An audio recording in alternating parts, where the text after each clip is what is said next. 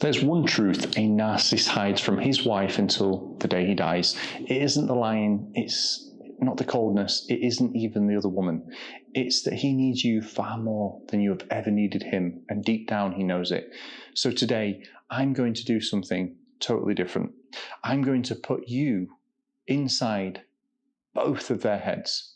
The same ordinary moments most couples have, but you'll hear her real thoughts, the honest, grounded ones, and then his, the ones running underneath, the ones he would never say out loud, not to her, not to anyone. This is the inside look you've never, ever been given. Okay, so let's go. Morning, and she's making the coffee. So what she's thinking are 2 sugars, a splash of milk, the way he likes it. I don't even think about it anymore. My hands just know. He didn't say thank you, but he's not a morning person. It's fine. It's a small thing. I do a lot of small things. Now, let me give you what his thoughts are. Coffee's here. Good. That's it. That's the whole thought. That's his whole thought pattern in the small things you do like that. There's nothing else. And that emptiness, that nothing, is the most important thing that I'm going to be showing you today. She made him a coffee. To her, it's love in a mug, handing over every single morning for years. To him, it simply appeared like warmth from a tap. And why would you go and thank a tap? You just wouldn't. It isn't that he's ungrateful for what she's doing. It's far, far worse than that. He genuinely can't see that anyone is doing anything for him at all.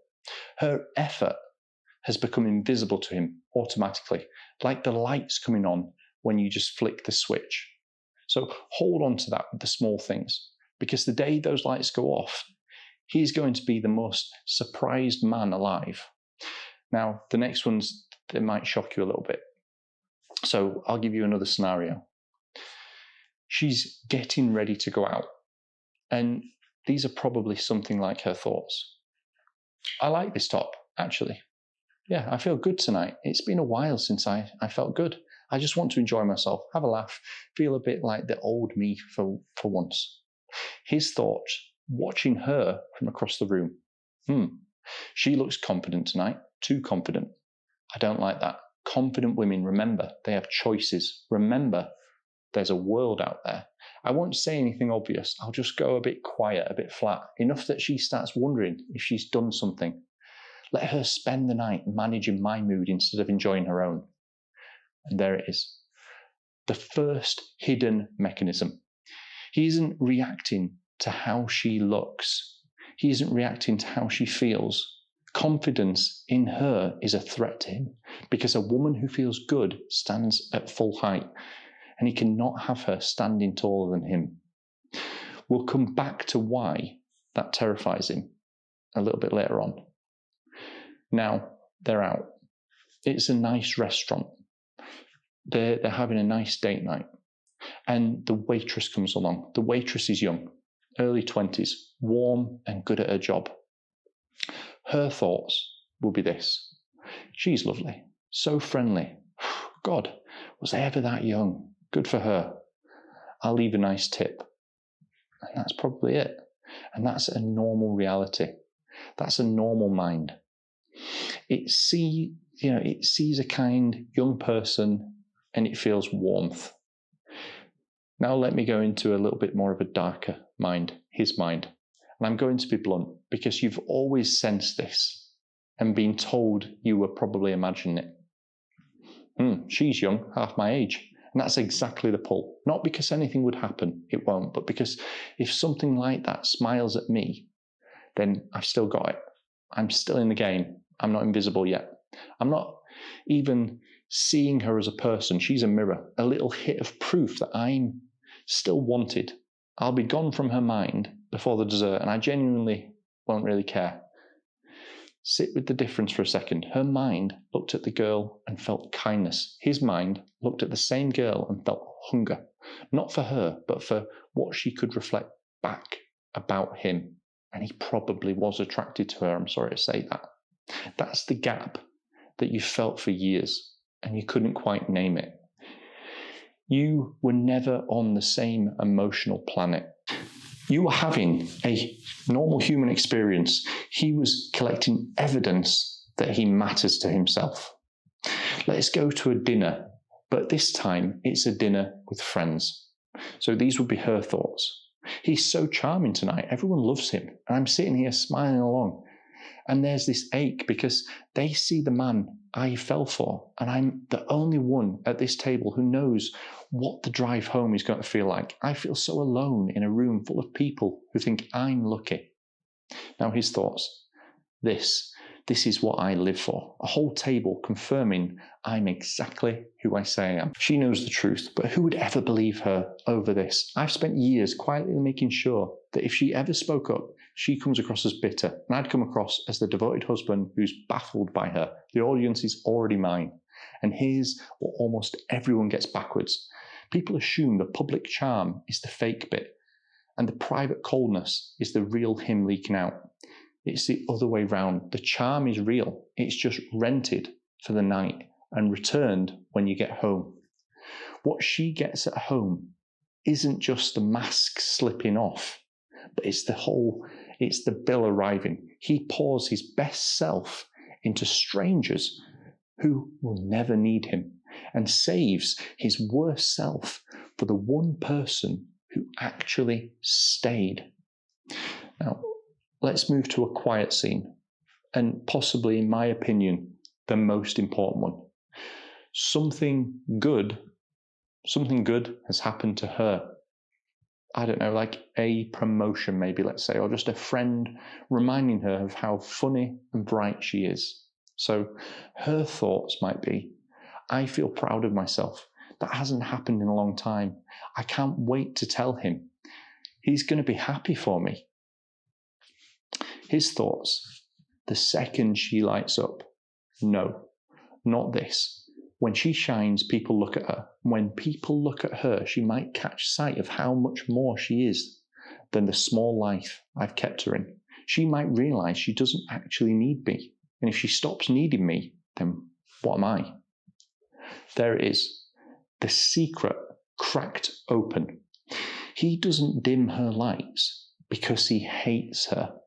He dims it because her light is the one thing he cannot survive her seeing herself by. He needs her slightly smaller than she really is. And he doesn't just need it here and then. He needs it permanently. Because the day she stands at full height, she'll be looking down at him and they'll both finally see the truth of this thing. Let's go to the worst night, okay? The night of the circling arguments, the arguments that you have. So her thoughts, how did this become my fault again? I came in upset about something he did and somehow I'm the one apologising. I'm so tired. I genuinely can't tell anymore if I'm the problem. Maybe I am. Maybe it's me. His thoughts. Good. She's back to doubting herself. That's where I need her. I can't have her feeling certain because certain women leave. I don't even remember what this argument was about. It doesn't matter. The point was never to be right. The point was to move the blame back onto her before she got too close to seeing me clearly. And this is the cruelest one. So I want you to really, really hear it. That feeling, maybe it is me, is not a flaw in your judgment. It was installed deliberately. He deliberately installed it brick by brick. A confident woman is a flight risk. So he slowly, quietly taught you to distrust the one instrument that would get you out, and that is your own mind. Now, the moment he fears more than anything on earth is this: the day that she says, and truly means it, that she is done. And I mean it when she says it, and she's calm. It's not a threat. It is just an absolute fact. Her thoughts will be this: I'm not even angry anymore. That's how I know. I'm just empty. I've got nothing left to give. I think it's over. I think it's been over for a long time. And his, for half a second before the contempt arrives, no, not yet. I haven't lined up the next one. I haven't built the story where this is her fault. I'm not ready to be alone with myself. I've never been able to stand my own company.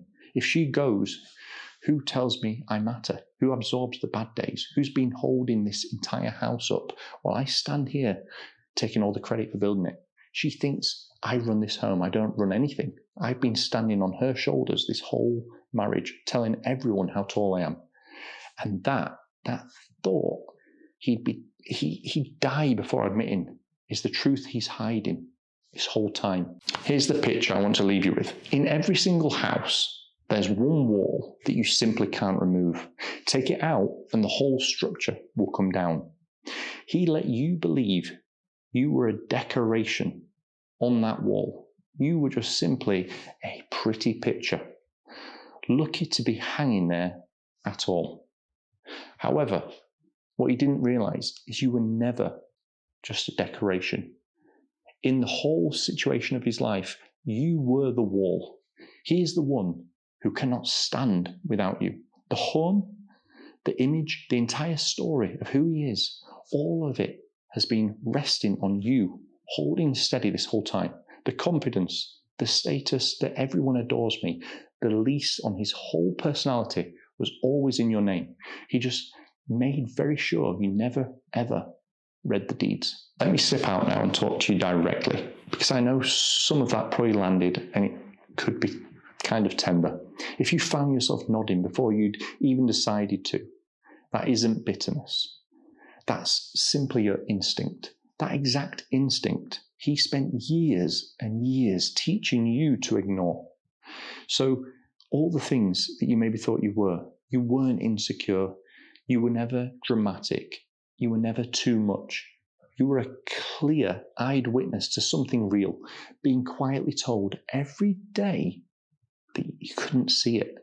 So here's what I want you to carry out of here. Whatever tomorrow might look like for you, the fear you've carried that you couldn't cope with him was never yours. It was his to carry. He just moved it into your body so he'd never have to feel the weight of it himself. So in this moment, or a moment at some point for you, I want you to give it back. You are not the one barely holding on. You are the things that are holding everything up. And a wall that has carried an entire house for 20 years maybe does not need anyone's permission to finally stand up straight. So tell me honestly, because thousands of people are sitting in the exact same place, reading the comments tonight, what's the one moment you knew something was real and let him convince you that it wasn't? Tell me below. Someone needs to read that, and they're not the only one. Okay? So stay close, because next I'll show you what happens inside his head the day the wall finally walks out and the whole house starts to lean. Okay, so subscribe for the next video, and I hope you enjoyed it. And if you enjoyed this video, then I make videos all the time. Go check out the other videos on my channel. I think you'll find one you like. Take care.